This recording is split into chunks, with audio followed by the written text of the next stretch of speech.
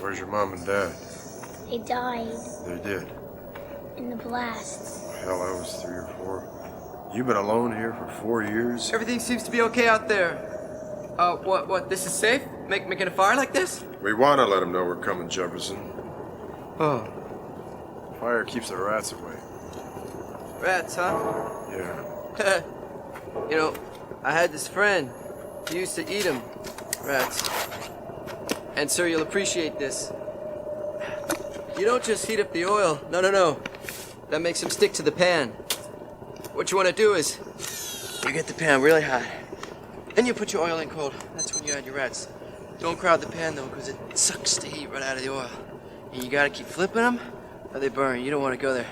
My friend, I swear, he said, if you cook them up just right... You must be confusing me with somebody who gives a shit.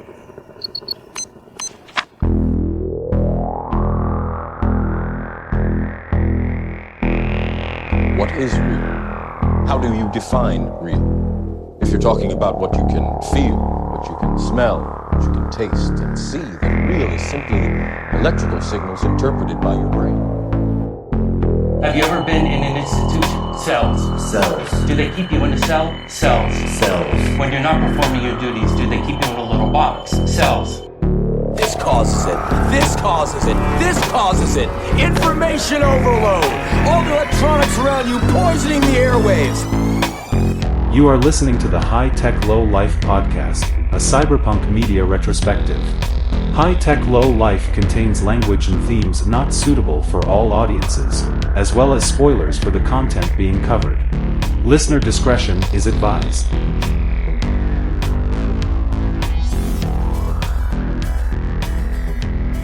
Welcome back to the High Tech Low Life podcast with your hosts Eric and Josh. I am Eric. And I am Josh. We're back again, excited to be bringing you more hard-hitting commentary and criticism of the most relevant movies of our times. This week, of course. Absolutely. Yeah, this week, of course, being 1996's Screamers, a movie you're all familiar with, I'm sure. It was a staple, and it's going to go on to be a future staple on dorm room walls, and everybody's going to be talking about Screamers for the next 40 to 50 years. Yeah, it's basically Scarface. Yeah, Scarface or that Pink Floyd poster. Oh, yeah. With the ladies' backs. Oh, God, that was a good one. Which, by the way, they sell that at a smoke shop down the street from my house. That does not surprise me one bit. I saw it and I was like, yeah, I get it. I think I had that as my Windows desktop for quite a while when I was young. Yeah. Yeah, Screamers. We're going to talk about it in a little bit. Curious to see what Josh thought of it. I have opinions, but we'll get to it when we get to it. Well, and also, look forward to this. Here's a spoiler, people. Pink Floyd will come up later in the episode. Oh, wow. I don't even know why, so I'm excited. Yeah. Before we do that, on this show, if you're new here, we have a couple of preambles before we get to the meat. And this is a great jumping on point. Yeah. Obviously, this episode is going to bring everybody. You're browsing Apple Podcasts. You're like, I want to watch a podcast about a movie. My favorite movie, Screamers from 1996, starring RoboCop. Yes. Let's see who's covering that one. Oh, only one podcast, apparently.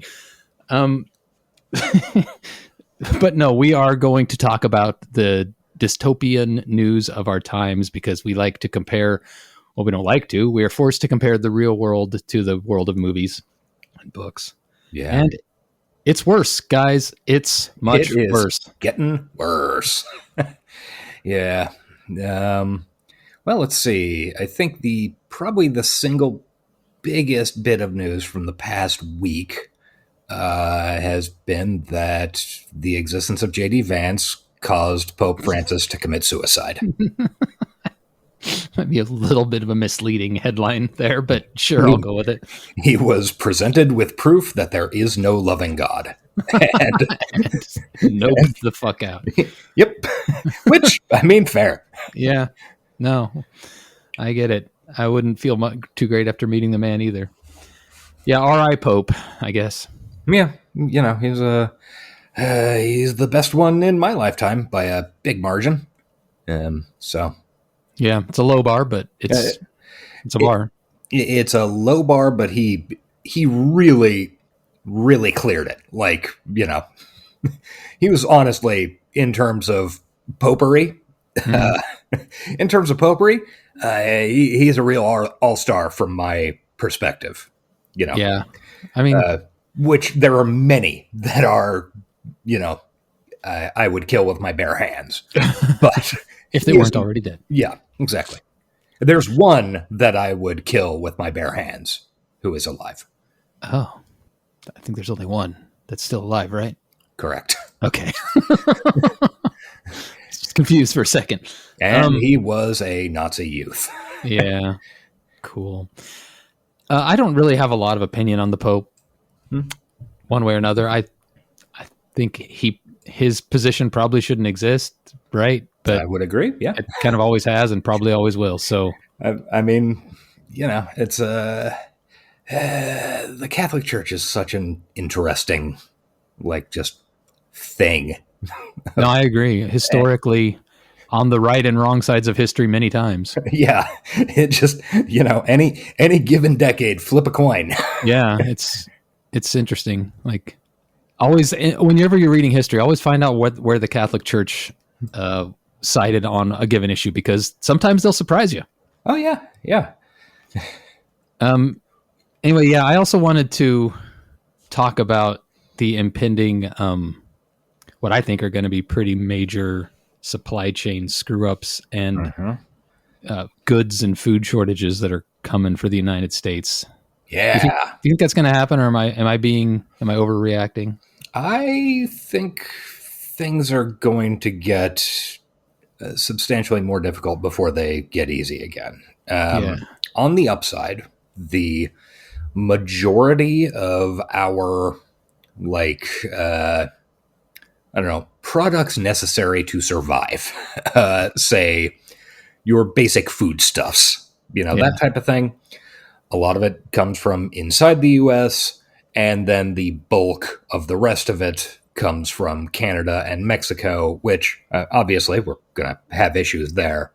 But those are going to be relatively more easy to solve. Yeah, because they don't require a 30-day ocean voyage to get to us. Yeah. So once the problem is solved, the results can be seen pretty quickly, I would imagine, as opposed to if the trade war with China ever is resolved, there's going to be a month and a half delay before we even see the positive effects of it. Yeah. Yeah. It's, I saw a thing this morning. A guy posted I can't remember the name of the website, but basically it's a website that tracks ship docking and stuff at various ports. And hot. Yeah. So two ships meet tip to tip and to exchange cargo. Yeah. Using the metaphor. Yeah. And there are exactly 0 international ships or coming from international port ships docked in Seattle right now. Yeah, that's probably bad. Which Seattle's that's a pretty big port.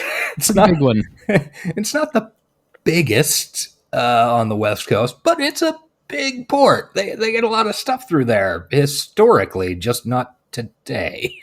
Yeah. So that's a good sign. That's worrisome. If anybody in the audience needs to buy a car, now is absolutely the fucking time to do it. Yeah, not a month from now, like right now. Mm-hmm. Actually, the best time to do it was 6 months ago. Yeah. But yeah, it's I don't know, man. I don't know where this shit's gonna go in terms of I think it's gonna get pretty spicy. Yeah, I think spicy's a good way to put it. Because I'm expecting protests and civil unrest to ramp up in the summer anyway. Mm-hmm. And if you add to the fact that people are out of work and hungry, I think that is a classic historical recipe for some spice. Things can go bad with the quickness when that happens. It's gonna be I don't know. I honestly don't know. I like to think I have generally okay predictive powers, just based on like I've read a lot of history. I think about things a lot. Yeah. And this is going to be interesting. I hate that. Usually, I don't know. I feel like looking back, usually the dumbasses that get societies into bad positions have motivations that are that make sense. Yeah. I mean, I guess our current regime's motivations make sense if you. I guess I don't know. Maybe they do to some people. It just seems like the dumbest thing is happening at every turn.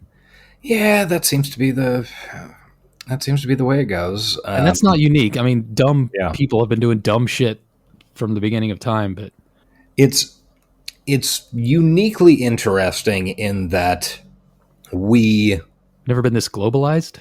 Well, and that's definitely a thing. That's part of it.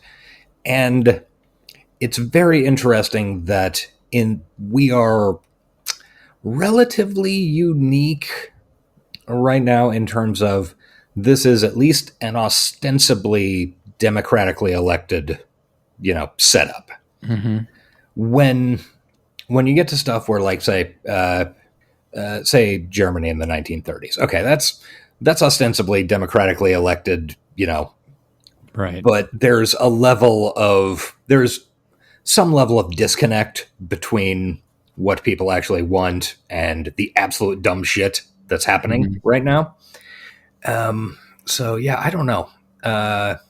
And it's they're really making truly, let's go, interesting choices in terms of what they're doing, like arresting a judge in Wisconsin.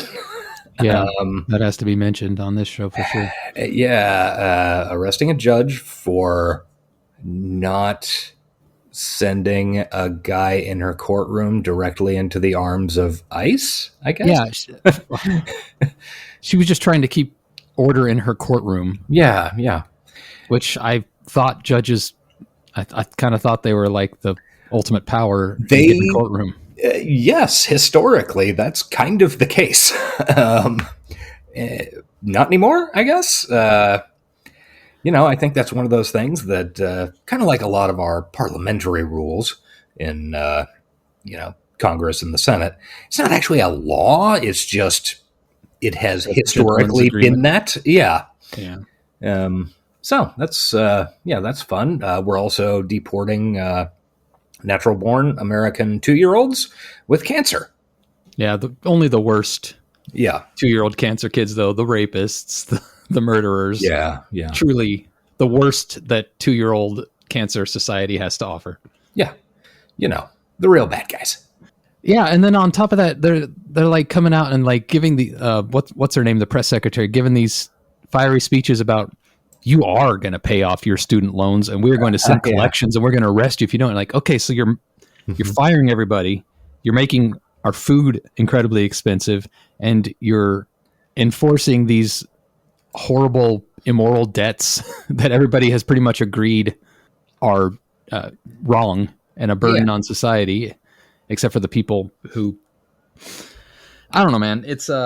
It seems like a recipe for disaster, and it almost in such a way that it almost seems like they want that kind of uprising so that they can really crack down. And there's a lot of, oh God, I don't know if you saw anything of, I guess it was yesterday, the Stephen Miller interview, that fucking ghoul. No, I didn't. I can't really watch him. That's understandable. He said that birthright citizenship is the biggest scam in the history of this nation.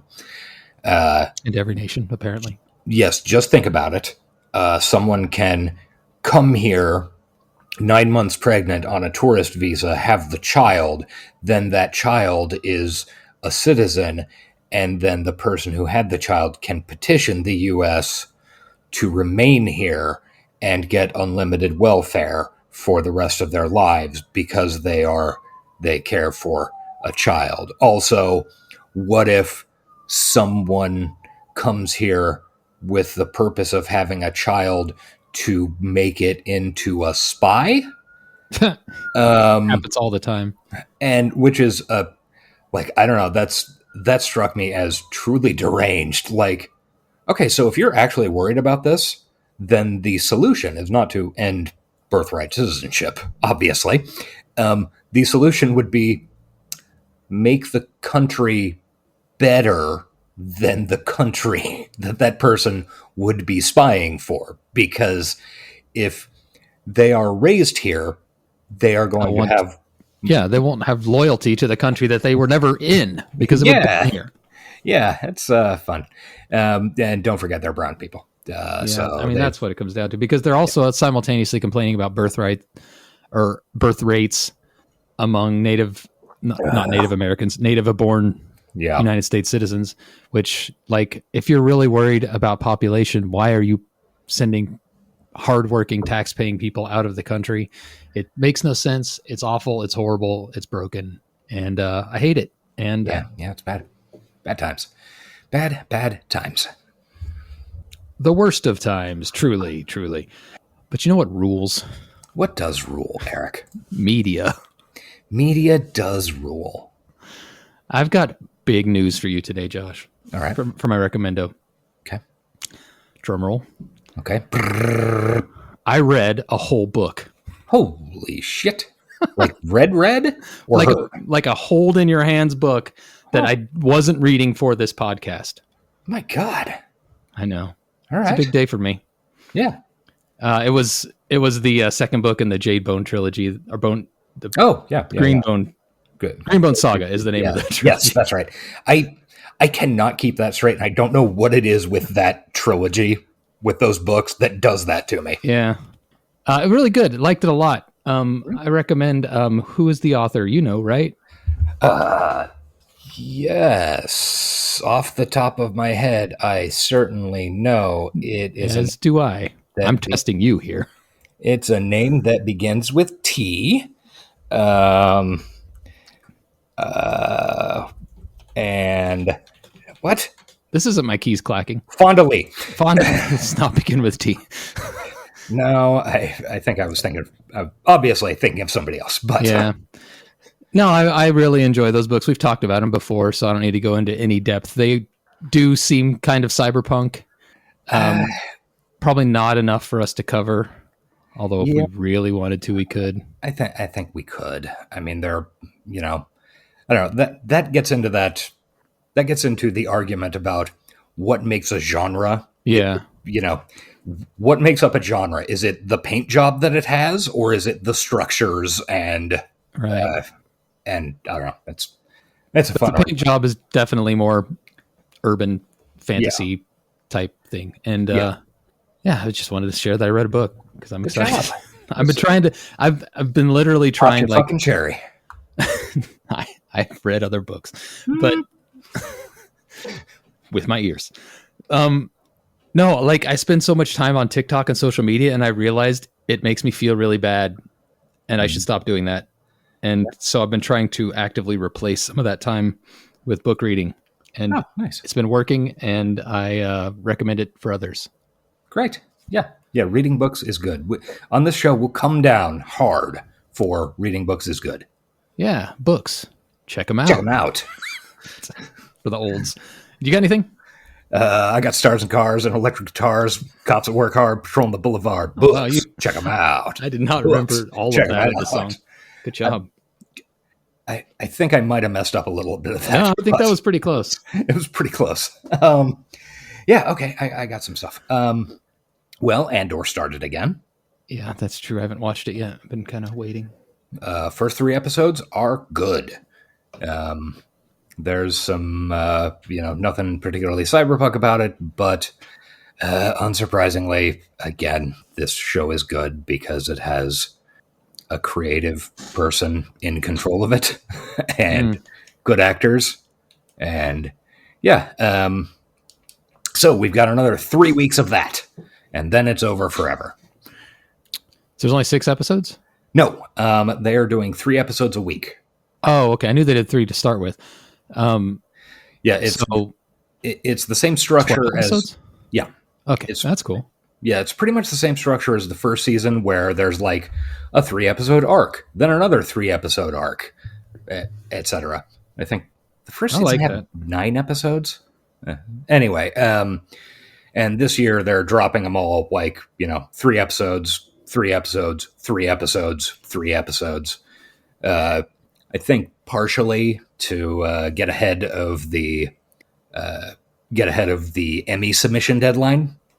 Interesting. Because if they strung them out, over 12 weeks, they would, like half the episodes would be after it. So Yeah. Well, I like it. I think it's a good model because it's a nice middle ground between binging and the weekly model. yeah. I have another quick recommendo. Mm-hmm. This isn't really a show or anything, but it's something I did that I wanted to mention.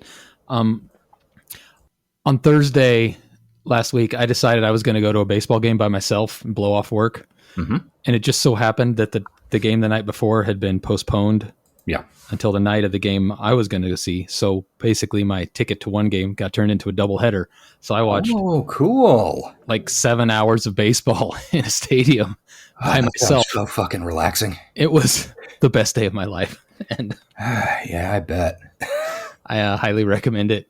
And it doesn't have to be baseball, but just I don't know, being in a chill atmosphere where everybody's pretty. It helps that we won both. That we swept the doubleheader. Like I'd not have been so happy if we'd lost, but I afterwards I was talking to my wife like, I'm in a good mood today. I'm really feeling more positive about the state of the world. Like I'm not feeling as like we're all doomed. I'm like, oh wait, that's because I haven't looked at my phone once today. That would probably explain that. Yeah. So anyway, I don't know. Get out of the house, I guess is my advice. Sure. Yeah. I think that seems reasonable. Do stuff alone. Being alone is kind of cool. It is. That is something I'm very familiar with. So lonely. So lonely. So alone. Fiend. Oh no. Oh, Prometheus. No. There's another one for the olds. Yeah. Okay. I also have a recommendo. I'm months late to it. Sure. I watched The Pit over the past 3 days. Oh, that's the emergency room one. Yes, that's correct. My wife watched all of that and seemed to like it a lot. I did not watch it. It is a very good show with really good casting and an interesting structure. If anybody hasn't seen it or been aware of it, it's 15 episodes about just hour by hour tracking one shift in an emergency room in Pittsburgh. And it also is occasionally pretty fucking gory. Yeah. So I walked in on a few of those. Yeah, they did an interesting thing with that. Like the very first episode, you hit arguably the most hardcore gore of the entire season in the at about the 20-minute mark of the first episode. So I think it's kind of a weeding out thing. Yeah, you got the guts. Yeah, and the stomach to stick around. Well, here you go. I get it. And it's extremely gross shit. But it tones down a lot after that. But I don't know, the really good show. Worth a watch if you want to, if you're into medical shows. I'm not hugely, but me either. That's why it didn't interest me, but I have lots of good things about it. Yeah, it's got some really good character arcing and some very good performances. And the main reason that I wanted to bring it up is that it's a really interesting example of a show almost being eaten by itself. Because this show began life 3 years ago, I want to say, where one of the producers of ER, from 30 years ago now, approached what's his name? The main guy in the Noah Pit. Wiley? Noah Wiley, yes. Approached Noah Wiley and said, hey, I've got this idea. I want to do an ER sequel, basically, because Noah Wiley His career began on ER. Like, I think the first episode of ER was like his first day working in the ER. And he had this idea, like, you know, we can do some really interesting stuff with that if, you know, because we can intercut footage of you from 30 fucking years ago. I mean, you know, we can, you know, show some real growth. And they met with the Michael Crichton estate because Michael Crichton was the creator of ER, you know, the author of Jurassic Park and Westworld. And unfamiliar, but I take your word for it. Yeah. And his wife, because Crichton died 15 years ago, probably, said, "Oh, I want this much money." And they said, "Oh, no, we're not willing to pay that." Okay. Go another direction. Yep. We'll go another direction. And then they came up with a completely different idea and structure for this show. But it is Noah Wyle playing a doctor in an ER. It's so you can headcanon it to be a sequel. Well, different name. Maybe he entered Change the names, protection. And it is currently there is an ongoing court case from the Crichton estate, basically saying you ripped us off because it's a emergency room show. I don't know. It's really interesting to try and see it from their perspective. Like, okay, so there are some things in this show that are clearly directly related to the old show. But are they, I mean, I personally don't think they're, I don't know, I guess copyrightable, patentable, whatever. Yeah. You know, what, is Noah Wyle not ever allowed to play a doctor again? Right, exactly. I mean, and are no other shows allowed to show an ER in the future? But on the other hand, they knit together and you kind of go, oh yeah, Noah Wyle as an ER doctor. This is obviously coming from ER. Like, yeah, but that doesn't mean it is ER. Yeah, it's not, clearly. I mean, they, you know, like I said, I can write Use Your Illusions 3, but that doesn't mean it's Use Your Illusions 2. I mean, Axel can say the same thing. It's true. He'd probably win. But yeah, it's kind of interesting to think about. Anyway, show's good, worth it. It's got a bunch of people that I really like on it. Bryan Cranston's daughter, who, Eric, you might remember from the second season of American Vandal. I don't think I watched American Vandal, or did I? Who drew the dicks? Shit, I do remember. This is so vaguely. Yeah, it was like 10 years ago now. Drunk when I watched it, because this is familiar, but not in an obvious way. Anyway, Bryan Cranston's daughter is fucking great. Noah Wyle is amazing. I was never a huge, you know, I watched a certain amount of ER because it was on television. Thing on. Yeah. And Fiona Dourif, Brad Dourif's daughter, is one of the leads, and she's great. But yeah, worth it. All right. Well, we're at the 30-minute mark, which is too long, so we've got to press forward. It's okay. I think we can maybe do this in a tight 90. It's going to have to be a tight 60 now.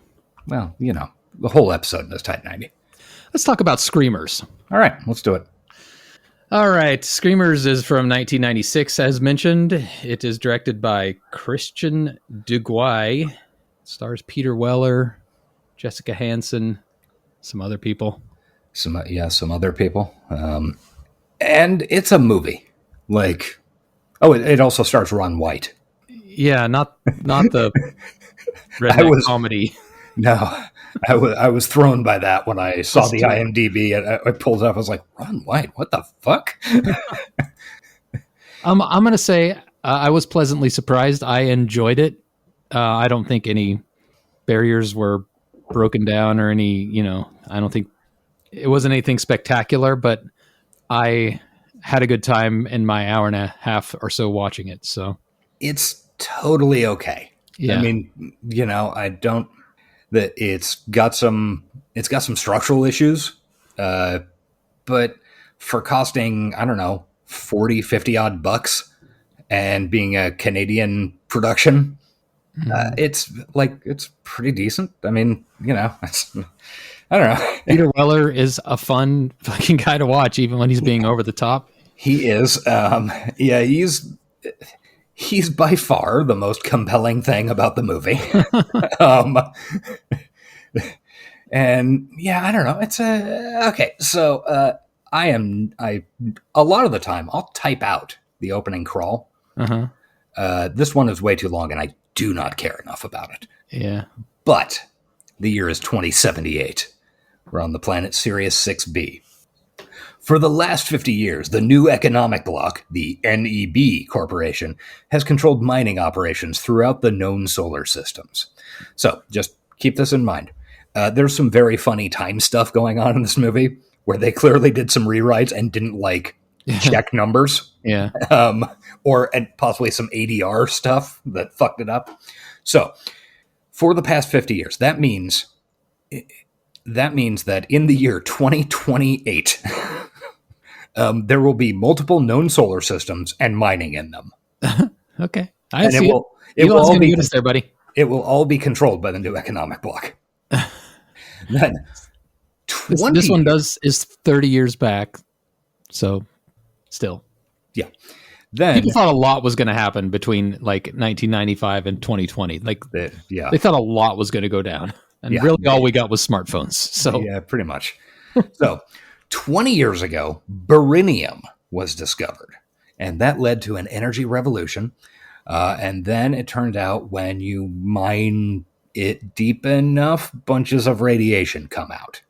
Okay, ooh, we don't like radiation. Yeah, we don't like radiation. Invent radiation cigarettes. Yeah. So then an alliance forms of scientists and miners. Not those miners. People who dig stuff out of the dirt. Yeah. And not then the people that are being deported while having cancer. Not that type of miner. Yeah. The NEB bought a bunch of mercenaries as strikebreakers, and a war started 10 years ago. Okay, I'm throwing a lot of numbers out here because they throw a lot of numbers at us and none of them make any sense. Yeah. So the war started 10 years ago. It's a Cold War on Earth. It's been a hot war on 6B. Yeah. The NEB nuked the shit out of the planet. So pretty much all the civilian population is gone, and there are, quote, deadly radiation clouds. Yeah. And that's our setup for a movie. I want to say I like the background. It does feel like this came from a book because it seems like this is stuff that would be greatly detailed in the book, and they just kind of drop all this lore dump on you. Mm-hmm. But it is interesting, the idea of a corporation going to war with basically the rest of humanity. It's pretty cyberpunk. I feel like Earth is a cyberpunk place in this world. Oh, I assume so. Yeah. It's just the movie we're watching. We're watching the war they talk about in the cyberpunk setting on Earth. Yeah. So that's how I justify this as a cyberpunk movie. I don't think that's justifiable, but I don't really care. We watch this movie. It's too late to argue. I'm stretching it to fit it into the high-tech low-life canon. I mean, I think you're probably right that in the world of this movie, Earth is a cyberpunk dystopia hellhole. Sure. Yeah. I don't think it has anything to do with this movie, though. So we go to a fucking wasteland, and there is a lone soldier walking across it. And then we go into a fucking pillbox bunker where there are like three dudes, and they are betting cigarettes on the game. Do you know what the game is, Eric? No. It is the oldest board game in the world. It comes from Sumeria. Oh, interesting. And I recognize that the instant it popped up on screen, that's like a replica of the oldest, like the box that they found with the game pieces and stuff. Pretty neat. Yeah. Has zero to do with the rest of the film. Well, as do everybody in this scene. Yes. So, they see the soldier walking across the wastelands towards him. They're about to shoot him. And then he gets taken out by the gopher from Caddyshack 2. Sure. It's almost exactly the same. It's the same technology. Mechanism. Yeah. I watched it. I saw it and I was like, man, this is Caddyshack 2, isn't it? Because you see the bump under the ground racing. And anyway. So except Bugs Bunny. Yeah, could be Bugs. So he gets like dismembered by this thing, fucking chops him into bits. He dies. I It's a don't know. pretty good kill scene. Like his it's arm gets fine. cut off. It's pretty neat. So, and we also see our first glimpse of the Screamer vision, which is basically Predator vision, sort of. Yeah. And it's actually a pretty good effect. I mean, like, with one exception, I was pretty happy with the effects in this movie. There are a couple of spots where it gets real sketchy. One that I'm sure is the one you're thinking of. Yeah, I'm pretty sure we're on the same page on that one. The other ones that didn't, like, I don't know. I was kind of into it. Overall, shit looked pretty fucking good for 1996 low budget. Yeah, for a $10 Canadian movie. The effects are really decent for, what this is. So these are the good guys, I guess. The good guys are allied with the Screamers. Because when the Screamers come in, the lady says, "Here comes the cavalry," indicating they're on their side. Yeah, which is an interesting way to start a movie.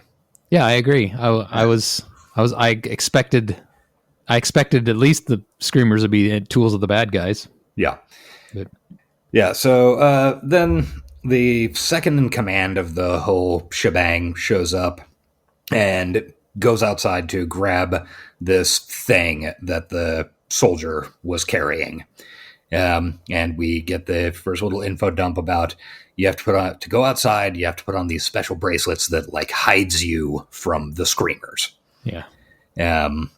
So he goes out there, grabs this fucking message, and it's at this point that I noticed, like, okay, the costuming is pretty good. All the Alliance dudes are wearing these fucking pigskin bomber jackets that are like really well patinaed, and they look pretty cool.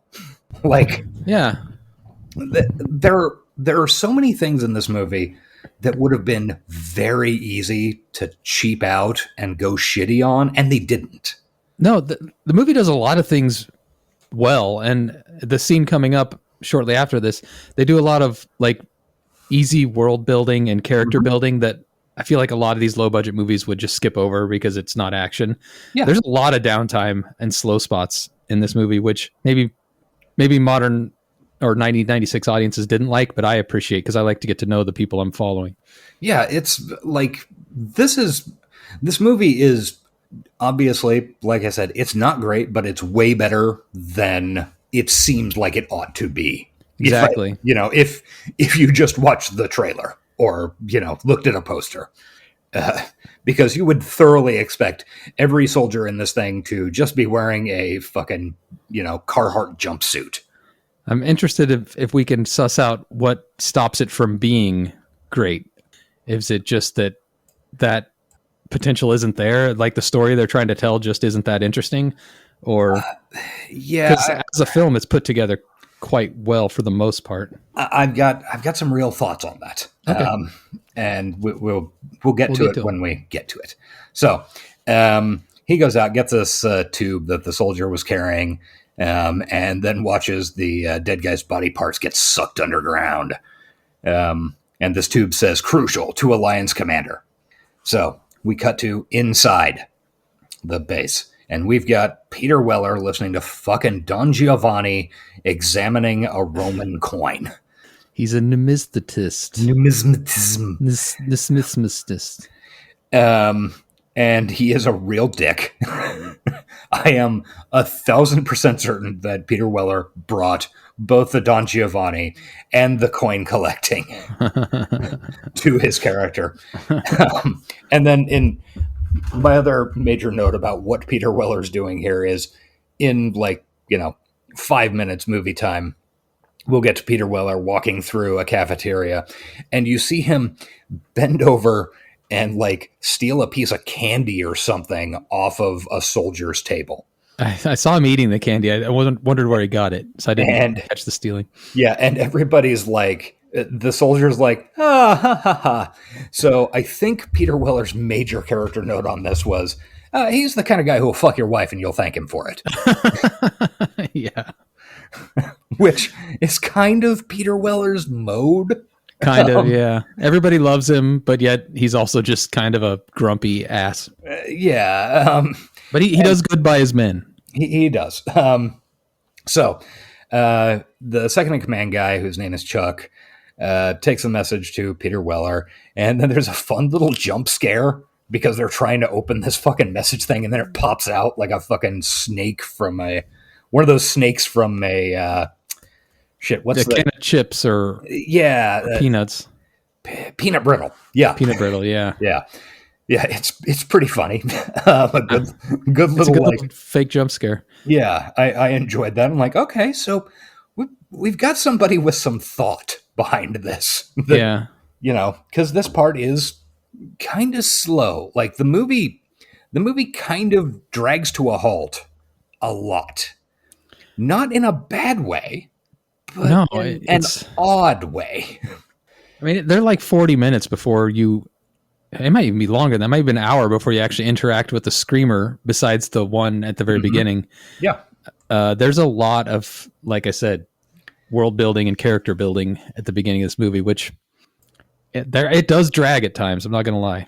Yeah, I don't know. There's some stuff. Anyway, so we open up the message, and we find out that the enemy commander on the planet wants to do a peace negotiation. And Peter Weller's like, well, what the fuck? I guess we'll, send a message to Earth. And they do so. Then they get a response, which is in the form of a hologram dude who was in Empire Strikes Back, and a bunch of other shit. He is Commander Green or something. Mm-hmm. And basically he says, so we got your message. Guess what? We found another source of beryllium on a different planet. There's no radiation. We're working on an armistice. And yes, I did say armistice because he says armistice, not armistice. Armistices removed. They can cause serious problems down the line. I think they had one take with this guy, apparently. Or maybe it's just one of those words that maybe it's just one of those words that he just fucks up somehow. There was some classic, the holograms all fucked up shenanigans, and he says he clearly doesn't care much for modern technology because he doesn't like this. Might as well go back to smoke signals. Yeah, exactly. Yeah. So the commander says, whatever you do, this is very delicate. Do not contact the NEB commander on the planet. Another quick thing about the hologram that I thought was funny in a continuity way is when he walks into the room, they open up the doors from him and the hologram walks into the room, and then it's revealed that it's a hologram, and you're supposed to be like, oh, cool, hologram, and then he just disappears when it's over. It's like, why did you make the hologram walk through the door? It doesn't. Also, he's throwing a shadow the whole time. That's so stupid. Which is, just FYI, the opposite of what a hologram would do. Yeah. Yeah, fun times. So we definitely aren't going to contact the enemy base, no matter what. No. Can't fuck up the armistice. We might get to go home. Yeah. So we go to the mess hall. This is where, Peter Weller has his little character bit. And we get a little backstory between Peter Weller and Chuck, the second in command. And, they used to, they'd hang out on Earth.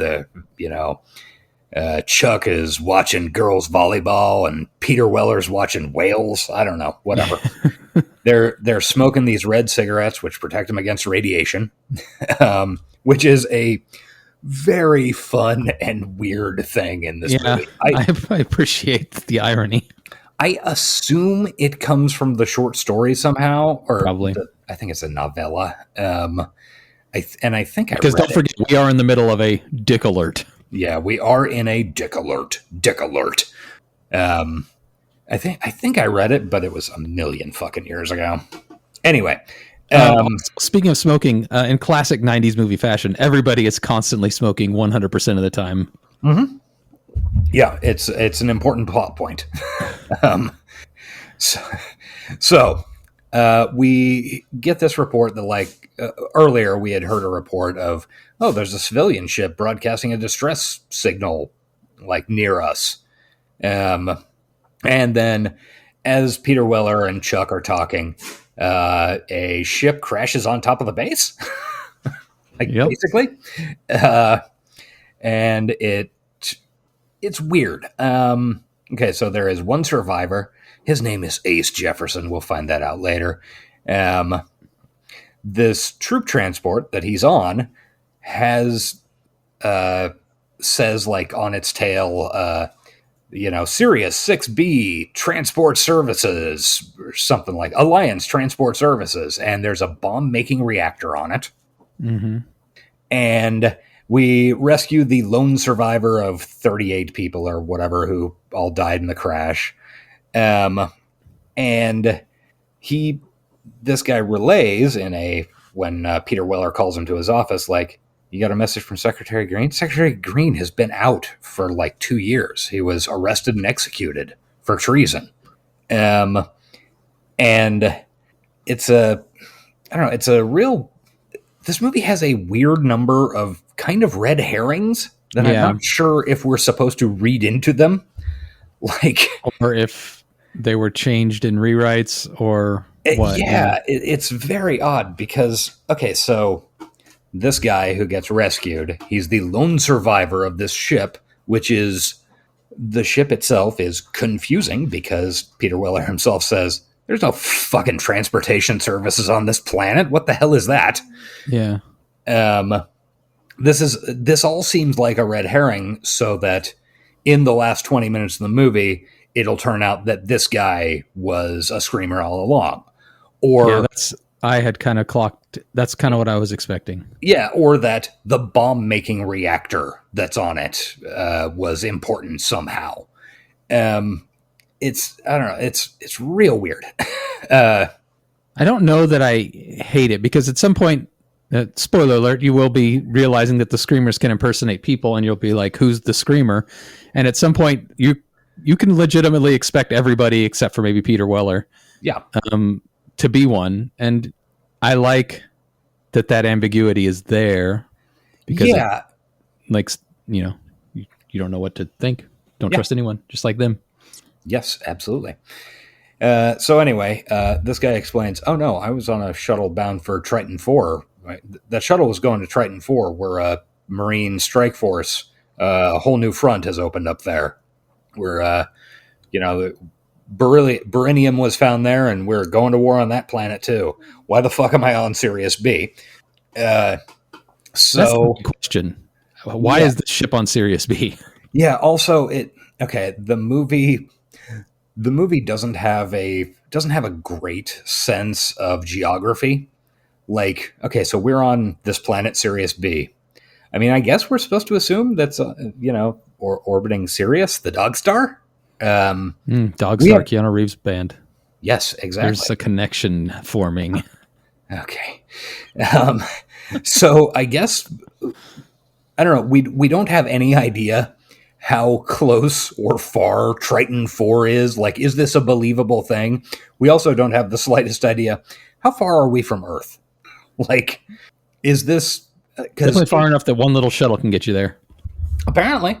In my mind, like, before I rewatched the movie, I had been thinking, it takes place on like a, moon of Jupiter or Saturn or something like that. But no, this is seriously like totally other solar system shit. Yeah. Because they do say that the baridium or whatever it's called could allow you to get from Earth to Saturn in a couple days, I believe they said. Yeah. No, I think it was something more insane like that. Like 2 hours on a spoonful or something. Okay. So that would... But even still, traveling between star systems would still be a very long trip. And it's, I don't know, there's a lot of useless and confusing information thrown at you in this movie. That is true. Useless, confusing, and conflicting. So it's at this point in the conference between Peter Weller and the new guy that the second in command, Chuck, mentions that they've been on this planet for 20 years. Which is fun because I don't remember how this interacts with the other shit. So the war started 10 years ago. They've been there for 20. 20 years ago, baridium was discovered. And then at the very end of the movie, At the very end of the film, we go to the place where the first beryllium was discovered, and we see a plaque that says, where is it? First beryllium traces found here, 2064. Oh shit, that doesn't math out. Nope, not at all. So good times. It's funny we have such attention to detail on like costuming and the patina. Like you said, everybody's faces always looks like they're cold. Like they did a good job with makeup and stuff like that. But then these little details just slip right through. Apparently, yeah. And also at this point, we see sort of a screamer in parts where Peter Weller's taking it apart, and it's got this little chip in it, and he explains to the new guy, like, basically, I think he said 5 years ago, yeah, something like 5 years ago, some scientists developed this on Earth, shipped it to us. Basically, we, some dudes went down underground into some caves, started a factory, and then ran like hell. And now these things assemble themselves and kill the enemy for us. Yeah, they kill everything unless you got bracelets. Yeah. And we see, it's like there's like a real buzzsaw thing. It's, I don't know what, the whole robot's a little bit bigger than your head, something like that. Yeah, it's like a dog, like a small dog. Yeah, small dog size. And it's got like a buzzsaw blade, and I don't know. It's definitely replicate. They improve themselves. Yeah, all the ingredients you need to make a AI problem. Yeah, or a gray goo problem. Yeah.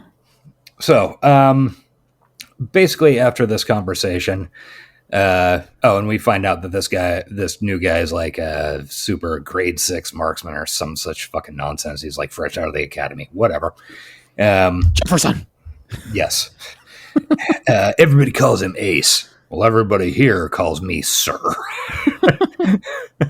He says after, like when the guy comes in saluting and waits to be. We're not formal here. We're very formal here, and then it's just that he call him Sir, which could be a fuck up in the writing. I just prefer that Peter Weller's character is an asshole fucking with him.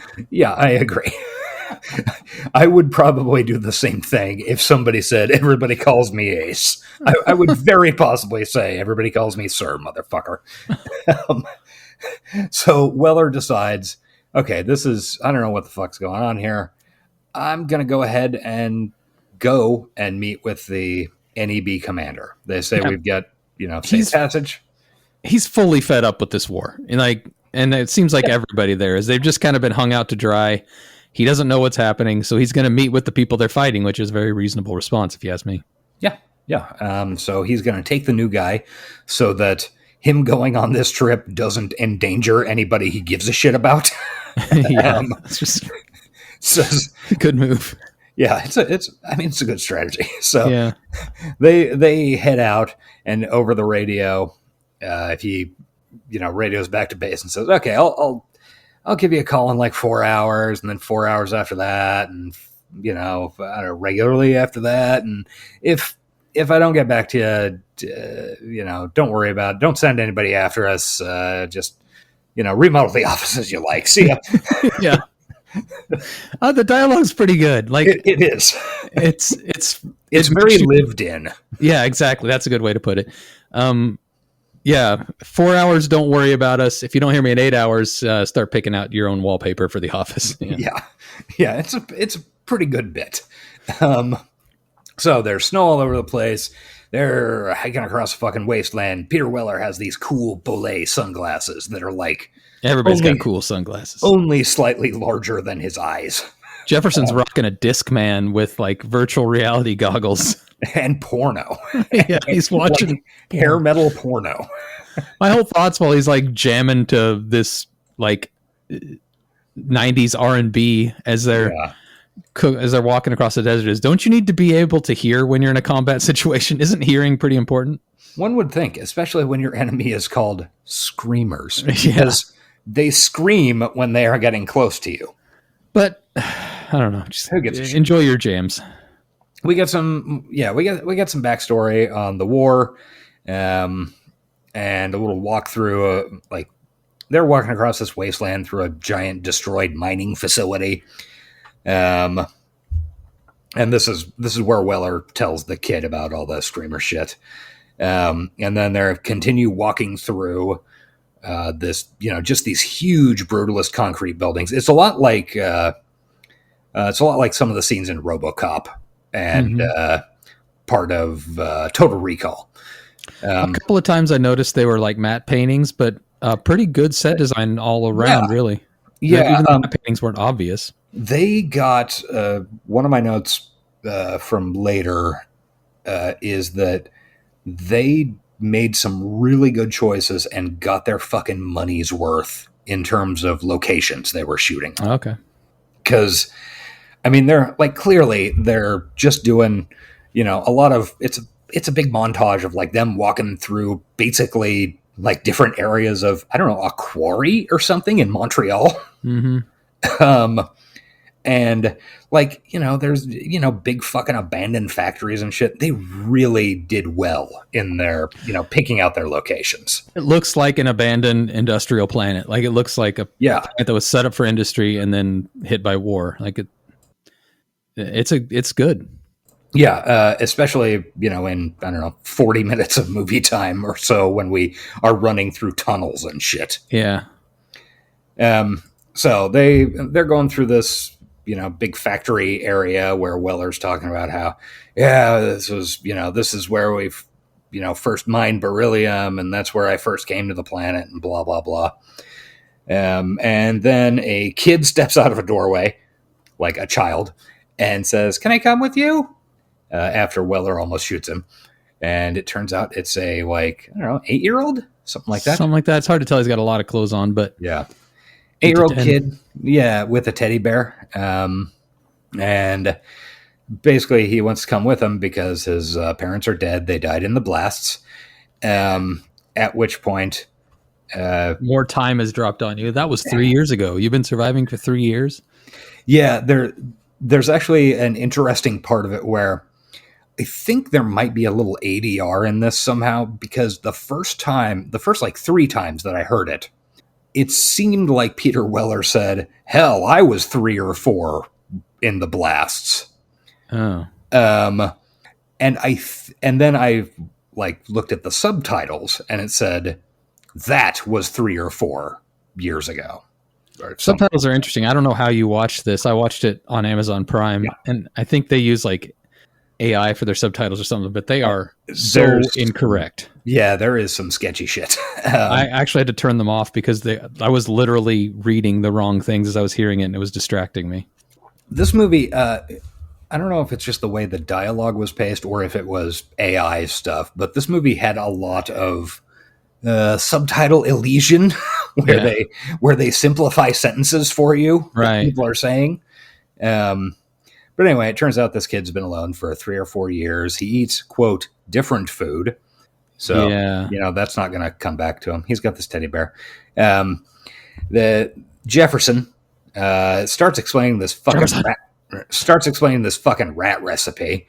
He had a buddy who just cooks the shit out of rats. Blah, blah, blah. By the way, Jefferson, your method for cooking rats is just method for cooking meat. Yeah. Describing how you cook chicken. So you heat up oil, and then when you put the food into the oil cools down because the food sucks the heat out. Yeah. Don't crowd the pan. That's cooking 101, Jefferson. It's not just for rats. Yeah, what does he know? He's a jarhead.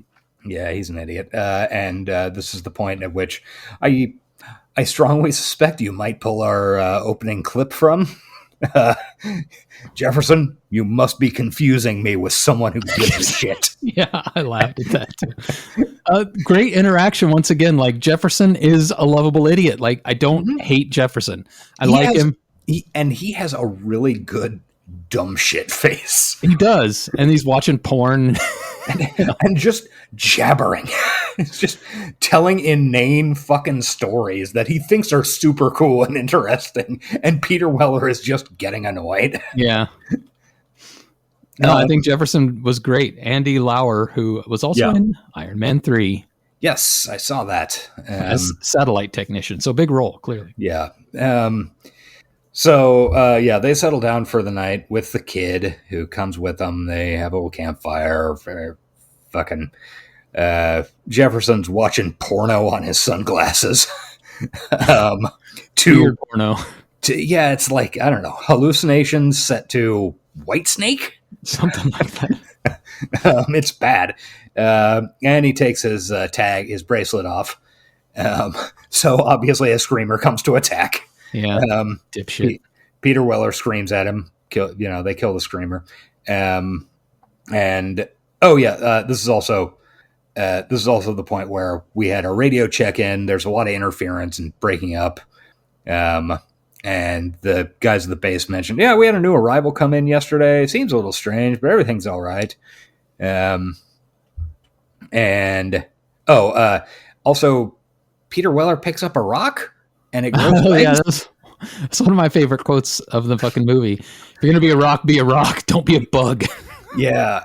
And I wasn't sure what that was trying to get at. Like, oh, okay, so now there are all these weird mutations from the radiation. I initially thought, oh, this is some new weird type of screamer. I don't know. I don't have any fucking idea. I think it might have just been an alien creature too.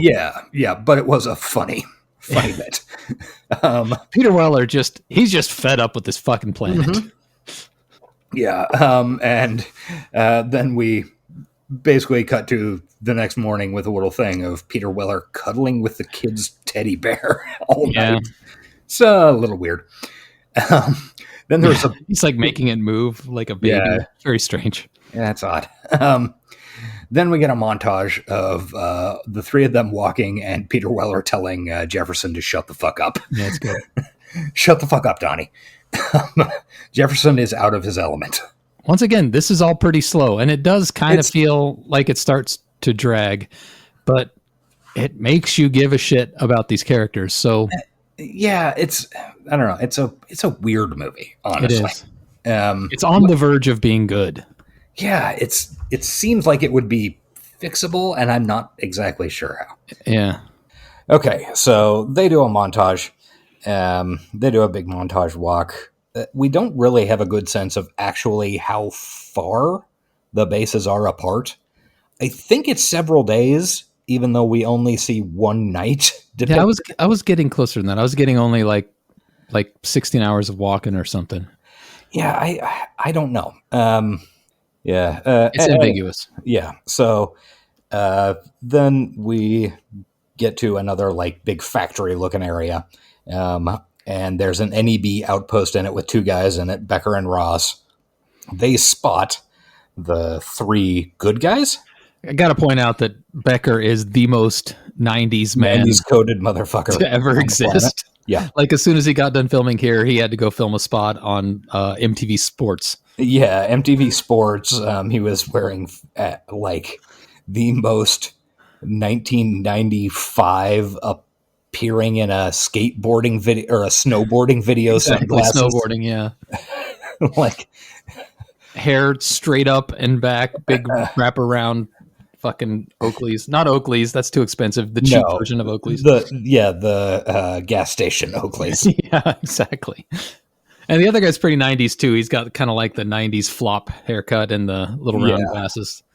Yeah. They're a whole thing. So they spot our good guys and David. The kid's name is David. Walking towards them, and they immediately blow David away. It took me by surprise, dude. I'm not gonna lie. It got me. It's a little bit of a shock. And then we find out immediately, like there isn't one of the failings of this movie is it should have been set up so that there is a little bit of confusion, like, holy shit, they shot the fucking kid, whatever. Mm-hmm. But immediately, Weller and Jefferson figure out, oh, the kid's a robot. Like,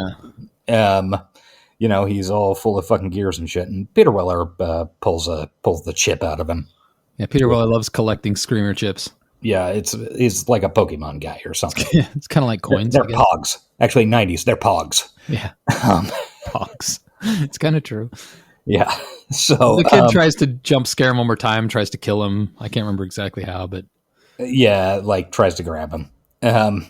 And so then they go up to where the NEB guys were shooting at him, and they have a little confrontation, and the NEB guys are fucking dicks, and the NEB guys are like, yeah, he was fucking tagging you.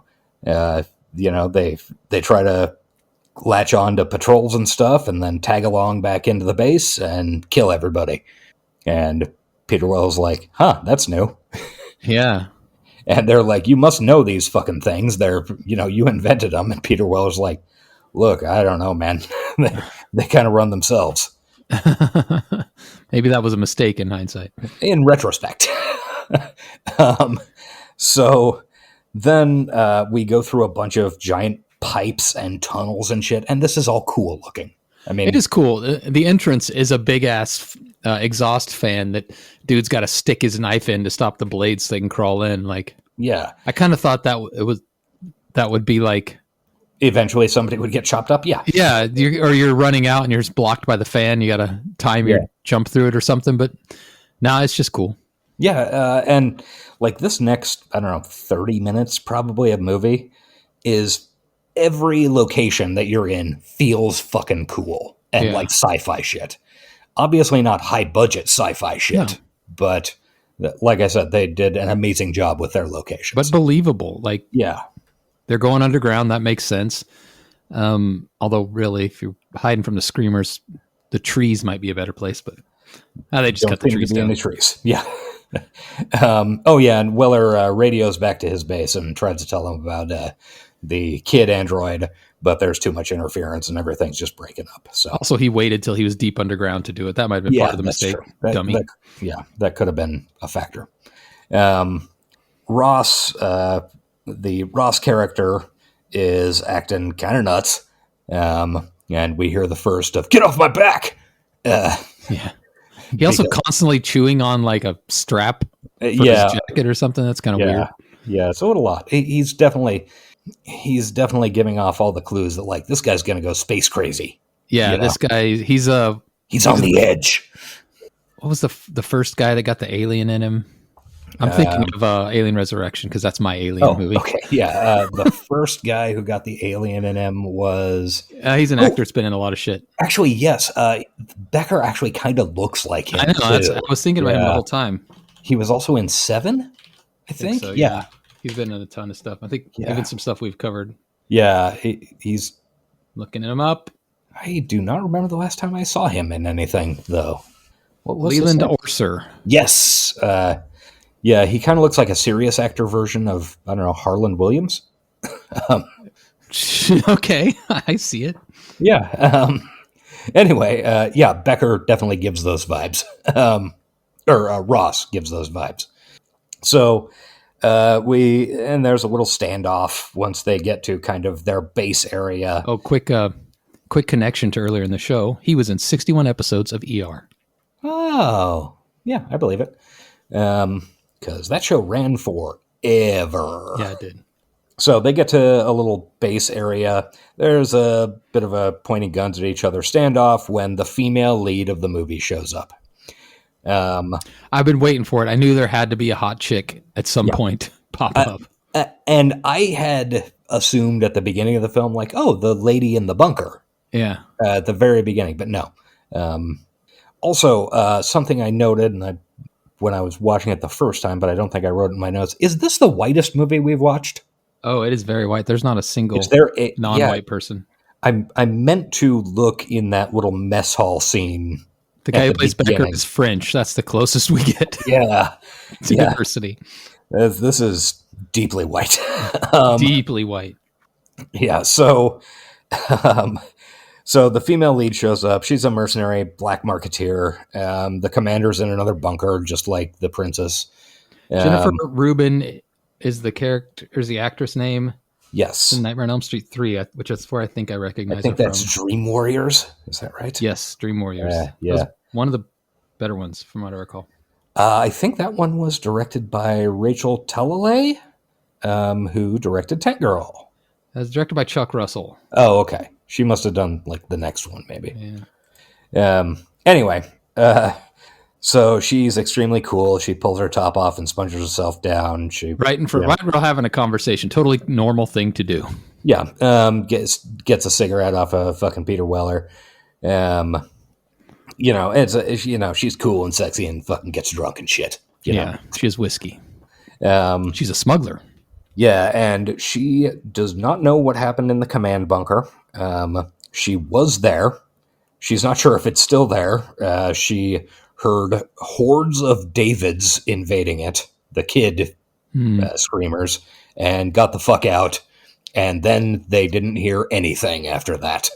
Just the smell of death. So apparently things have gone badly. Yeah, doesn't sound like a winner.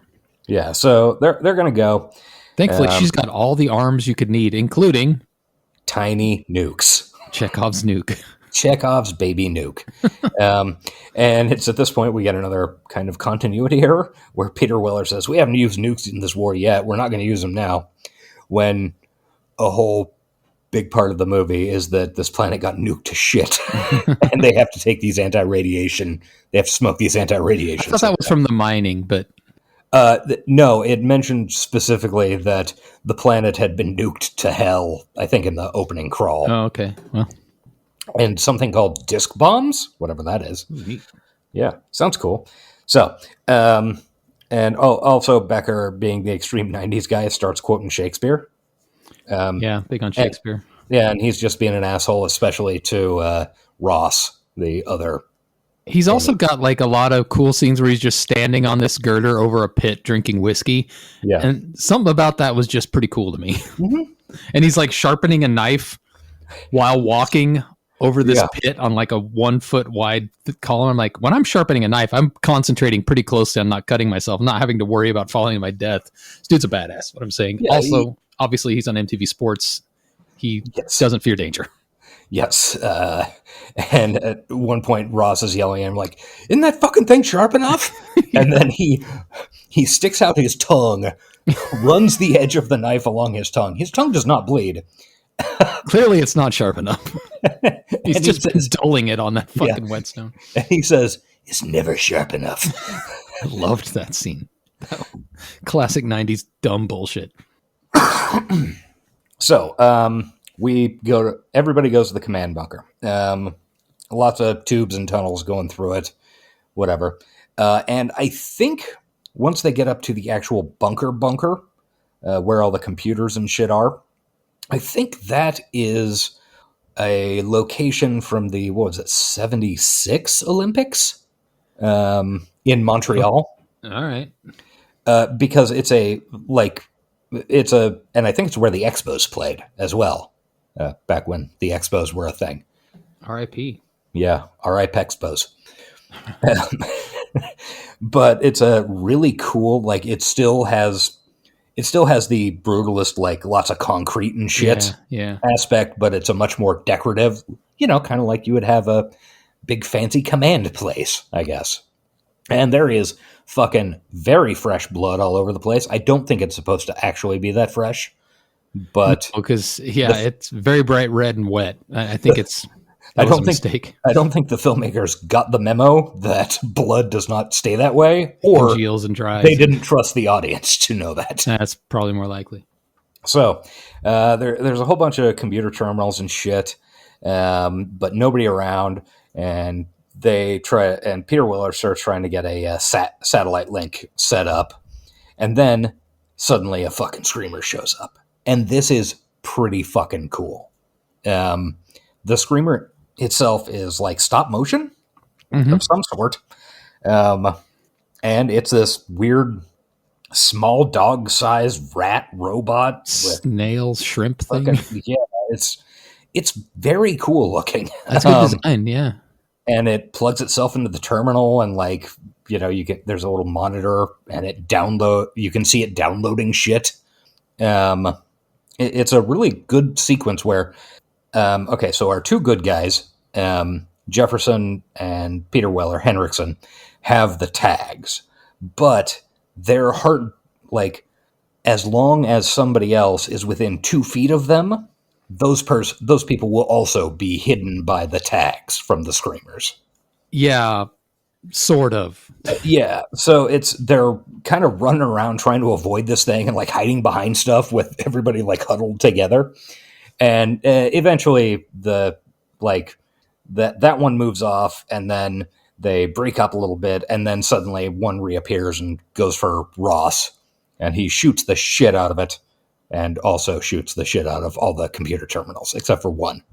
That's important. We'll come back to that in a minute. I don't know if it's important. Not really. Yeah. Anyway, we hear, "Can I come with you?" echoing through this big space. Peter Weller sends everybody else out. He dicks with the computer to figure out, like, looking at these chits. Collects another Pokemon. Yeah. And finds out that he has both Type 1 and Type 3 chips. Type 3 is the David, but there's no Type 2. What's the Type 2? Then a David shows up around the corner. This is my second least favorite special effect of the film. Where his face opens up? Yeah. I liked it. I thought it was scary. I was into that one. I thought it looked like a bad version of the Aphex Twin window licker video. Sure. If you're familiar with that, it's just a very 1996 morph effect to make a kid's mouth look big and weird. So it's interesting to have the kids kind of be. I mean, the kids were pretty scary when you have an army of kids coming at you, all saying, "Can I come with you?" That's it's a pretty good move. Yeah, it's a creepy fucking deal. So they all run away. Get back down, through the pipes. Then let's see. Sorry, lost my place.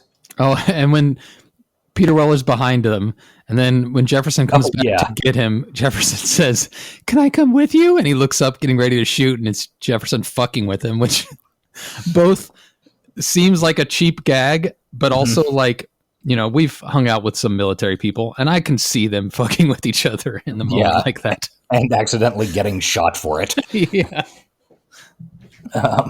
So, yeah, they all run back to Hanson, the female lead's base. And Peter Weller starts yelling about, "What is the Type 2?" Turns out it's a wounded soldier. Lies on the ground crying and asking for help. And because it lies on the ground just repeating the same thing over and over again, at which point Becker accuses Ross of being a Type 2 because he keeps saying, "Get off my back!" Yeah, he has said it like 4 times at this point. I think it's more than that, but yeah. To be fair, Becker has been on his back the whole goddamn time. Yeah, he's a very annoying person.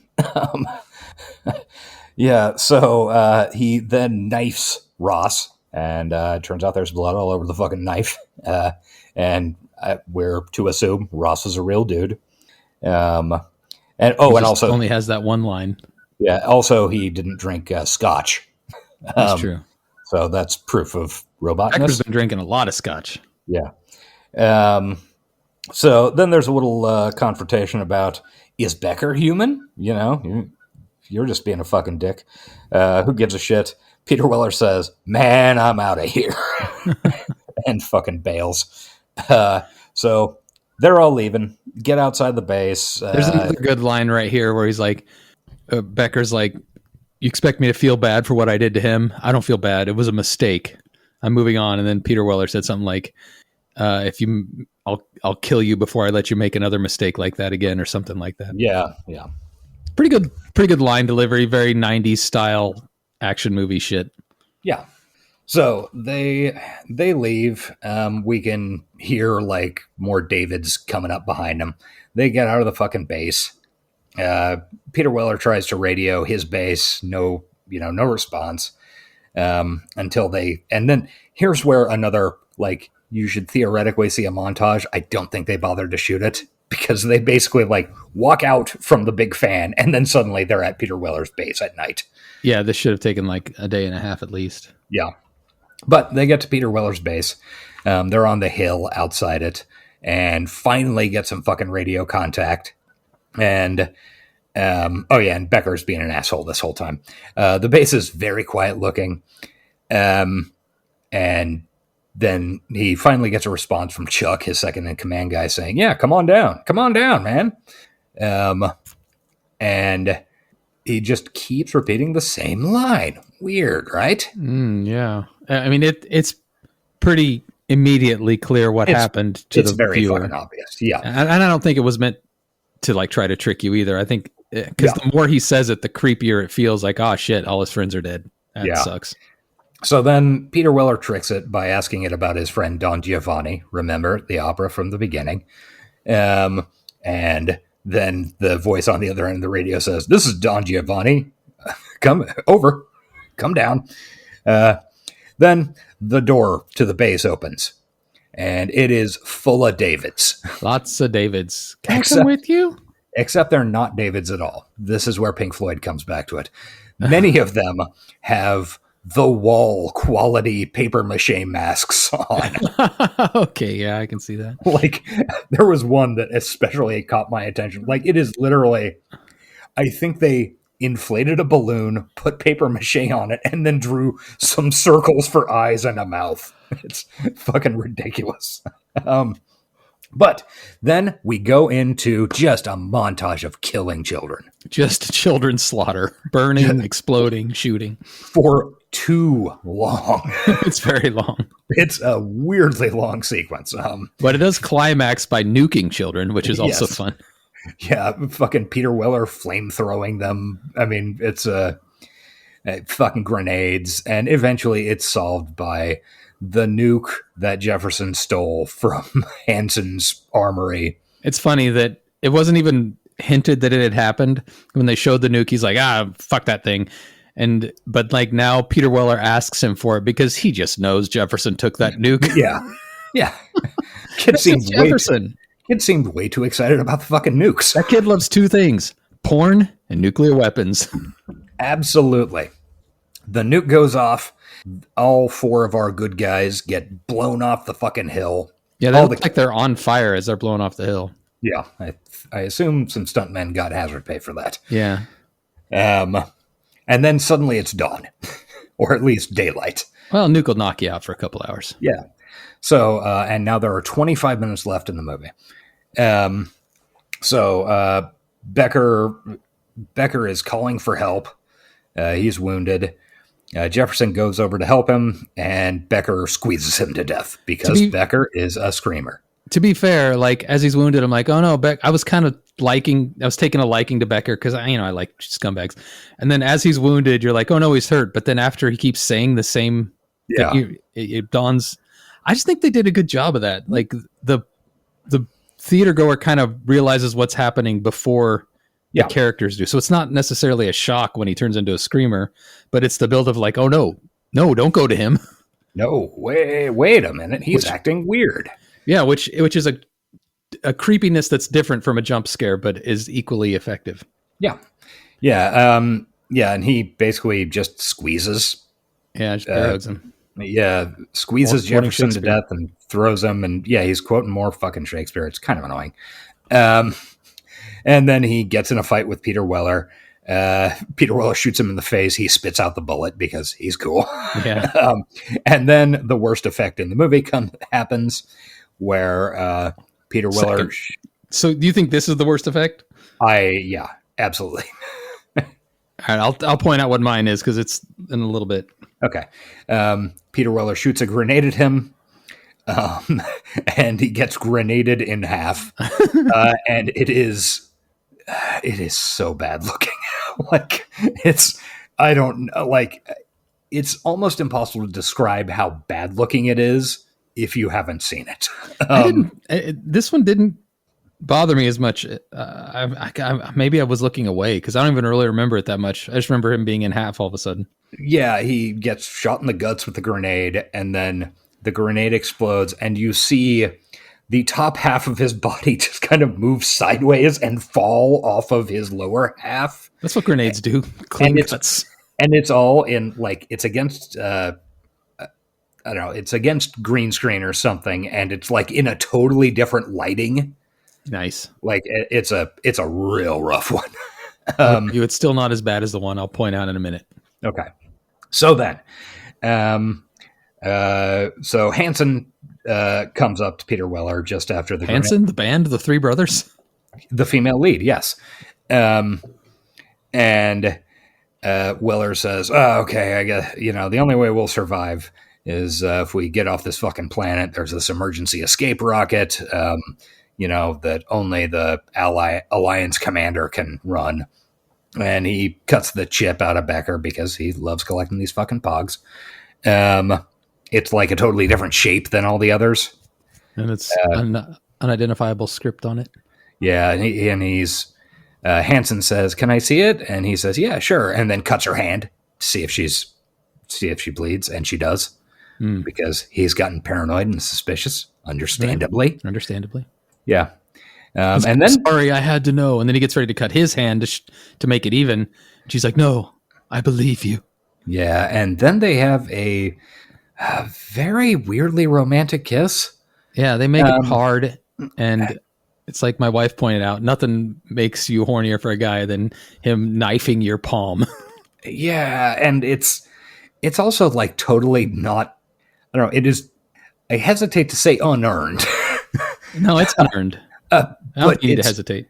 No, I don't think that's quite the right term for it. This is unforeshadowed. This, other than she is a woman in a movie. Right.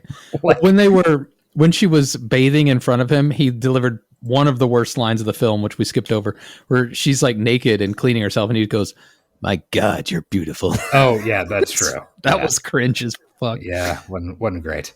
So that's when you know that he's interested, but obviously she's literally the only woman on the planet. Yeah. So it's like it's very weird. There's like the camera's spinning around him and slow-mo zooming out. It's shot like it's the most romantic thing in the world, when in reality, they're both dead. They've just been fucking irradiated. They needed a scene on the walk back where they got some one-on-one time at a camp or something. And I see why they wouldn't want to put that in, because that would really, really fuck the momentum from running out of the bunker into this fight. Speaking of fucking the momentum, I posit that the movie should have ended at this point. I'd be fine with that. Yeah. The end doesn't add much to it. The next 20 minutes of fucking movie is just nothing. Yeah. I mean, I don't know. This is the biggest problem with the structure and pacing of the film. So then we get make this be a 5-minute denouement, not like the climax. The climax just happened. It was you don't climax harder than a nuke, killing 50 children. Yeah. So then we do another fucking montage, and this montage, the way it's cut, feels weeks long. Yeah, it's weird. They're walking forever to get to this emergency bunker with the ship. We go through a bunch of quarries and then some matte paintings. They do some more loving embraces. And we get to the plaque that says, "First beryllium traces mined here in 2064. They enter this bunker. There's an elevator, and there's a crane interfering with how the ship's going to launch or something. So Peter Weller goes up to Dick with this crane that's in the way. She goes down to the rocket ship. The rocket ship looks very fucking dumb. It does. I didn't hate it. I mean, yeah, it does, but it looks dumb in like a 90s way. Yeah. The whole crane shit, though, just does feel like a waste of time. Like, it's we're just stalling now. Yeah. So he climbs up to deal with the crane, gets it moving out of the way, and then suddenly, oh shit, here comes Chuck, his second command guy. It's BFF. Who is now a screamer. And they pulled his face off. And put it on. It's a good job. I kind of am into how the actor's like, "I took your friend's face. He wasn't needing it anymore." It's all kind of cheesy, but you're right. None of this is necessary. And then he pulls this fun bit like, "I like your face better," and then like says the next line in Peter Weller VO'd it. Yeah. So that's a fun bit of business. And then they have a fight on top of this crane. The fucking the Chuck guy dies. I would also posit that, okay, if we do have to have a confrontation before getting into the rocket, this would have been fine if Chuck was actually Chuck and not a screamer. Like, if it had actually... Chuck wants to take the rocket? Yeah, Chuck wants to take the fucking rocket.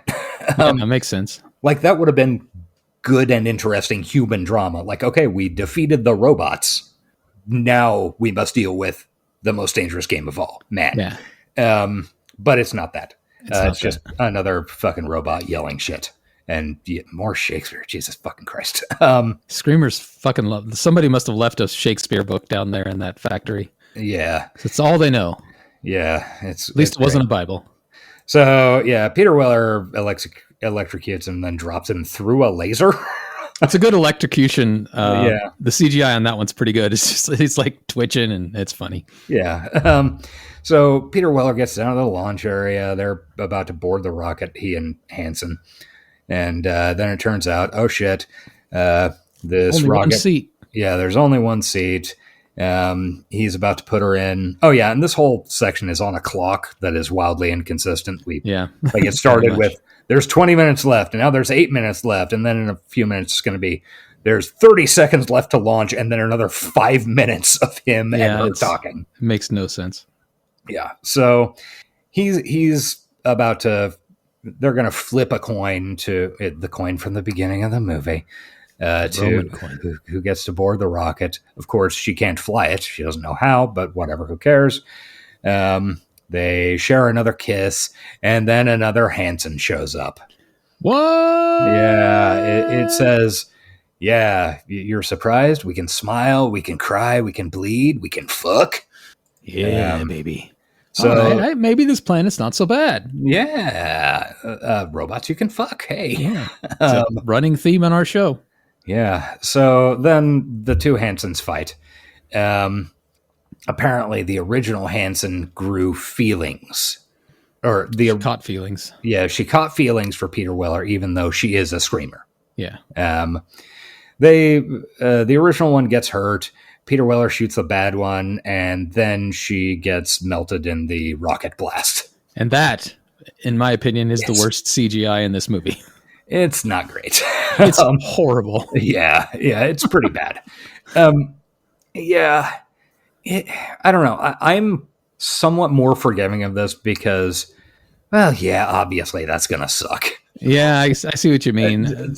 Like, they shouldn't have done. They shouldn't have even tried. Anyway, the rocket goes off. It burns her clothes off, and then you see burnt titties. Then eventually, it burns her tits off. Oh, by the way, the rocket does not launch during this section. That was just this is a warm up. That was just a warm up. Yeah. Whatever. So Peter Weller talks to we've got like 30 seconds left to launch, and Peter Weller's having a whole ass conversation with the original Hansen. And she's like, oh, I couldn't bring myself to kill you or something. And Peter Weller says, well, you're coming up in the world. Now you've learned to kill each other. And then he climbs into the rocket, and it takes off with the highest quality of a Final Fantasy VII cutscene. Yeah. Now this I gave him a pass on because I knew they were limited. Same thing. Same way. For 1997. Probably looked pretty cool if you're in the theater watching it. Yeah, it's sort of like, yeah, obviously this isn't going to look great. It's impossible. There's this whole launch sequence and all this, it really looks like a very good video game cutscene. Yeah, it does. From 1997. So we're now in space, and Peter Weller makes radio contact, and he's headed back to Earth with nothing but his tag and the teddy bear. He took off the original David. He takes off the tag, tosses it on the dashboard, and then the teddy bear starts moving. Da da da. End of the movie. You think they were setting up for a sequel or just a fun, creepy ending? They were. The sequel came out in the year 2009. Oh, wow. It stars a bunch of people I'd never heard of. And also Stephen Amell, the green... he's on one of those DC shows. Is it Green Arrow? Green Arrow, yeah. He's apparently an asshole, from what I've heard. Is he? No idea. Hard to work with. And Lance Henriksen. Okay. Apparently, it mentions at some point in this movie that Henriksen's ship Peter Weller's ship burned up in the atmosphere or something. And I don't know, maybe I guess screamers get to Earth. I don't know. I hate it when sequels do that. Yeah. You watch a whole movie with somebody and invested, and then they're like, he died on the way home. Fuck you. I don't know. I think Alien 3 did a good version of it. I've never seen it. Oh, well. Yeah, I always forget. Yeah, I always forget that you've got some real weird blind spots in my eye. Alien Resurrection, that's the one that matters. That is certainly a movie that matters. All right, so I know you've probably got some box office stuff which we'll have to burn through. I have to read this trivia from IMDb. Please do. In an episode of Entertainment Tonight, which aired in 1995, when visiting the set, the interviewer asked Peter... Sorry, my mic stand is right in the way of this. The interviewer asked Peter Weller about his character. Weller, notoriously private actor, replied, "He's paid and turns up and says the lines. That's all." Yeah. No further subsequent interviews were given. Yeah, that is a classic Peter Weller bit. I love him. That's the main interesting one. So this movie came out the weekend of January 26, 1996. I actually made a mistake the first time I looked this up and looked at the U.S. premiere date, which was at like the Venice Film Festival, like 4 months prior, which was when Strange Days was in the theaters. And I saw that on the list, and I was like, great, I get to talk about Strange Days. Sadly, no. Anyway, the number one movie this week, I'm not even going to bother describing it, Mr. Holland's Opus. Oh, yeah. That's a big one. That was a strangely big movie. I watched it in school, and well, I don't know if I watched it. I feel like I missed that day, but they watched it in my chorale class. Oh, yeah, that makes sense I'm not sure I ever saw it. Like, I'm definitely aware of what it is, Anyway, number 2, something called Bed of Roses, with Christian Slater and Mary Stuart Masterson. Down. Yeah. Oh, also Pamela Adlon was in that. Huh. Like I remember the cover of this movie, but never saw it. Number 3, great movie. This is its opening week, From Dusk Till Dawn. Oh yeah, I might have actually seen that.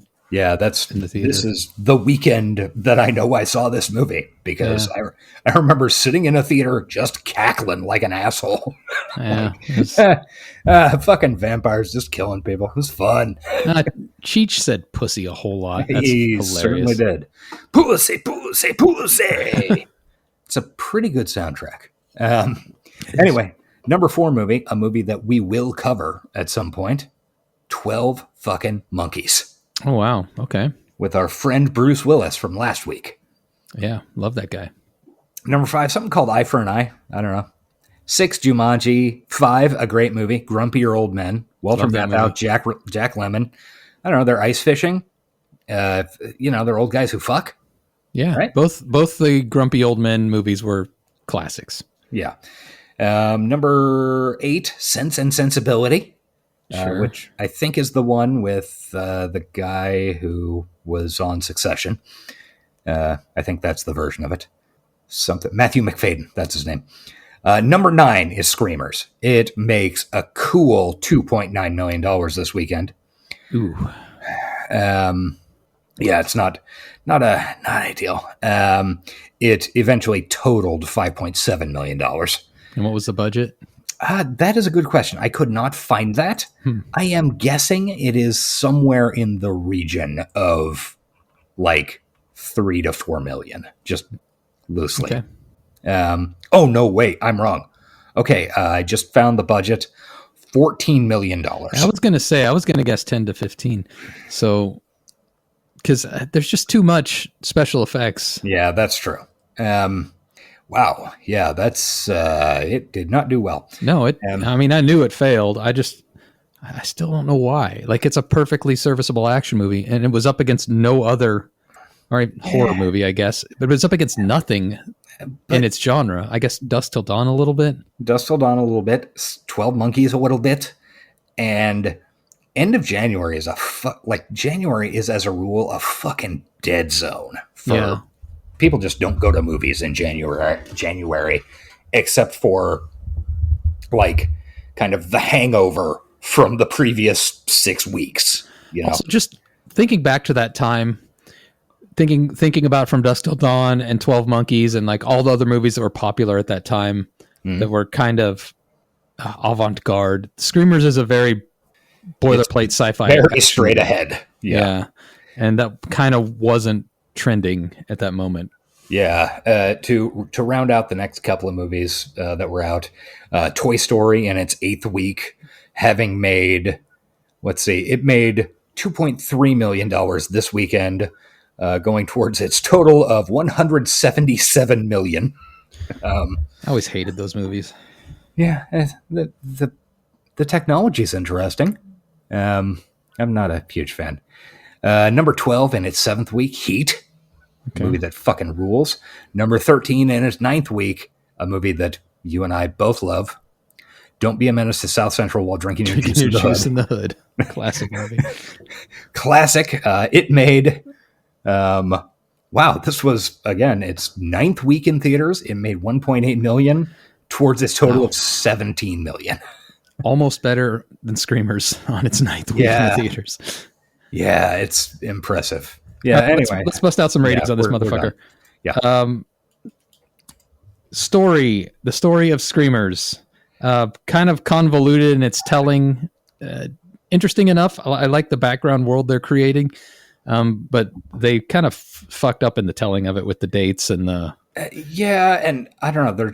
It seems like there were a lot of different rewrites and scripts going different directions with that stuff. I think 6.5 to 7 is a pretty fair rating. I think I'll go 6.5. I'm going to go with 6, I think. Okay. Let's see. Actually, and that does remind me, one of the writers of this movie, the main one, is Dan O'Bannon, who wrote Aliens, Dark Star, which is John Carpenter's first movie. Not to be confused with Dog Star, which is Keanu Reeves' band. Yeah. Yeah, he was Total Recall too, didn't he? Yes, he also did Total Recall and of course Heavy Metal. Ooh, classic. Mentioned every episode of this podcast going forward. Oddly enough, yes. Influence of Screamers, I think we can confidently say 1.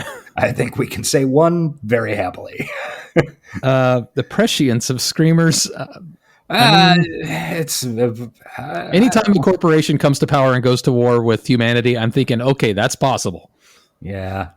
Let's give it a and with as dumb as our tech overlords right now, they would definitely create robots to kill us all. Absolutely. I'm going to give this I feel generous giving this a 7. Wow. I was going to go more like 3. I don't know. I'm looking forward to those fucking anti-radiation cigarettes. Oh yeah. God. All right. I'll go to 6. I don't know why. Yeah. And of course, both of those seem way high. And of course the return of the game. Yes. The game. Style. We both kind of agreed that the sets and costuming were good, but that doesn't necessarily mean it has any style. Yeah, that is an interesting thing. I don't know. It is not a stylish movie. It definitely, it's a war movie. Yeah, it definitely does a good job with what it's got, but it's not like this movie is kind of the opposite almost of Fifth Element. Yeah, where every choice in that movie was to make everything on frame look as cool as possible. I'm gonna get it with a 5. Yeah, I think that's a very fair 5. Yeah, it's right down the middle. They weren't going for style, really. It wasn't calling for style. And there weren't any huge flaws in the style, I guess. And then hand raisers, 1 to 5. What do you think? How did you like it on a 1 to 5 star scale? I honestly think this is probably a 2. I mean, I could hear arguments to stretch it to 3. This is a really good example of a movie that is totally okay. Yeah, I think I am going to go 3. That's fair. I mean, you know. I could maybe even go 3.5, but I'll stick it with 3. I don't know. I didn't want to watch this movie last night. I was I have other shit I want to do. And then I sat down and about 20 minutes in, I was like, All right, I'm in. I was bought in and ready to watch the movie, which doesn't always happen. Yeah, the shit we cover. I think this is exactly the best version of this movie that could have been. Yeah, I agree. For $14 million Canadian production. I mean, they're probably paying fucking Peter Weller at least $4 of those $1 million. Yeah, fair. And I mean, it's like, I think it's the best possible version of this type of thing. It doesn't have any great big ideas. It's got some cool background. It doesn't explore some of the stuff that might make it more philosophically interesting. Like, what makes us human? Like, it glances at those ideas and then goes back to burning somebody's tits off in a rocket blast. Yeah. I mean, it's totally fine. It was way better than I was expecting, I guess. Yeah, same. I was so pleased this wasn't a just total fucking deathly boring fiasco. Yeah, me too. I was maybe my low expectations are what pushes it up in my estimation. And huge shout out to Peter Weller. He is kind of all the other stuff is okay. Peter Weller really does elevate the movie to pretty watchable. He does. An uncharismatic lead would have made this movie not nearly as good. So yeah, full props to Peter Weller. This movie would be like 1 star across the board had, Andy Lauer been the lead and then some other rando been the Jefferson part. Yeah. All right, we are done. We have got to talk about what we're going to do next week. We made the decision since in honor of a YouTube show we both like called Some More News, recently talking about the film In Time a lot, starring Justin Timberlake. Fuck it, we're gonna cover In Time. Yeah, 2011. It is currently available for rent on most of your normal places, and also I think it was on Tubi, maybe. Yeah, my prediction: interesting and relevant topic that they are going to drop the ball on the delivery of. Yeah. I'm for some reason, and it might just be because of when this came out or something.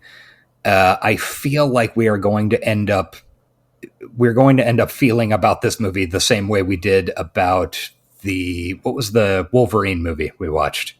Yeah. Reminiscence? Reminiscence. Yeah. Just comparing it more to Elysium, which was good movie that doesn't really present the best message or the best response to the problem, I guess. Yeah. Anyway, In Time, Justin Timberlake should be interesting. I've actually been curious to watch this movie since it came out because it's got an interesting concept. So, yeah. Also wanted to remind everyone to check us out on Patreon at patreon.com/hightechlowlife. We just watched Fifth Element over there and did a watch along. It was a lot of fun. Also, find us on Bluesky. We're High Tech Low Life on there. Email us hightechlowlifepodcast@gmail.com. And if you want to find us on Discord, we're available on the Astronomica Discord, which you can find at their website, astronomicapodcast.com. They're good folks over there, and they let us have a little space in their Discord because we don't feel like setting one up just yet. Well, and we will go ahead and see you next week. And by the way, man, I'm out of here. All right, see everybody. Bye. This has been the High Tech Low Life podcast. Find us on Blue Sky at High Tech Low Life. Email us at hightechlowlifepodcast@gmail.com. And find us on Patreon at patreon.com/hightechlowlife. Theme music by Nihilor at nihilor.com. Thank you for listening.